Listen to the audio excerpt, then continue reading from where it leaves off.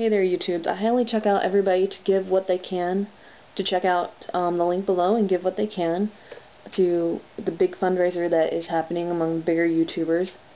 And I thought I'd just talk about a couple of myths today about HIV/AIDS. Number one, the one that I hate the most, that HIV/AIDS was a curse upon the homosexuals.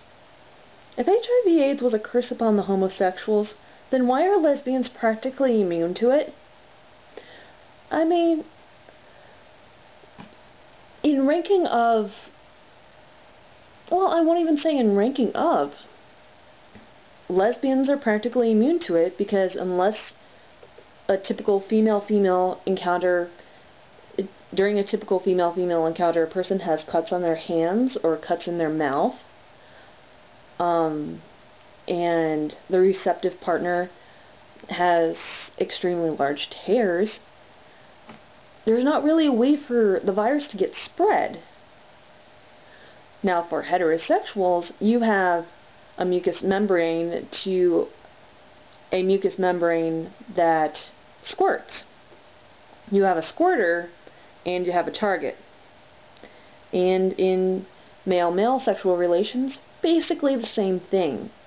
Generally, fluids are exchanged in either heterosexual or male-male exchanges, which is why it's so important to use condoms. If you got a pipe, make sure you put a hose cover over it. Or if you have a sword, make sure that sword is sheathed. AZT causes AIDS. Now, this is a new one that I've heard. Honestly, I didn't hear about this in college. I heard about it literally right here on YouTube after my video using a dart gun to show the basics of, hey, just use a condom and you won't get the disease. No, AZT does not cause AIDS. Now, yes, AZT does have some very bad side effects for a lot of people, but AZT basically acts as a birth control for the HIV virus. And a number of the other HIV drugs, like the cocktail, do too. Now, yes, some people have wasting issues where they don't have an appetite, they're in pain. But it's either that or death. Because how HIV turns into AIDS is that your HIV virus levels get above a certain point, and your white blood cell count gets below a certain point. If you have high viral load and low white blood cells, you have AIDS. But if you have low viral load and high white blood cells, you're HIV positive. And believe it or not, I believe it's Magic Johnson, the basketball player diagnosed as HIV positive in the late 1980s, early 1990s. He's still alive.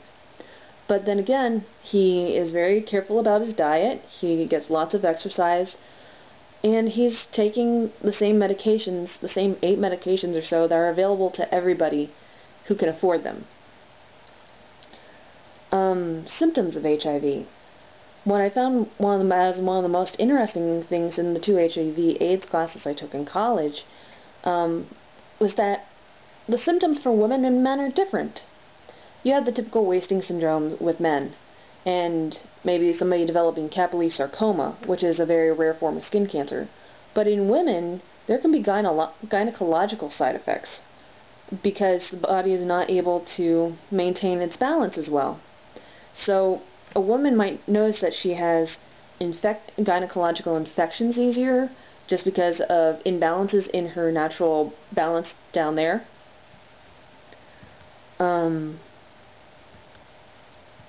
Which actually in the 1980s,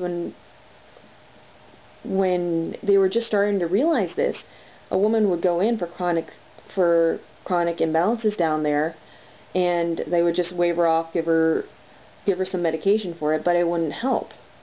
And then a woman would happen to get an HIV test, and then they started to link it up. It's like, oh yeah, so that is a symptom for women.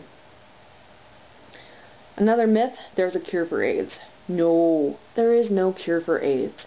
There's no cure for HIV. If you're infected with it, you have it for life.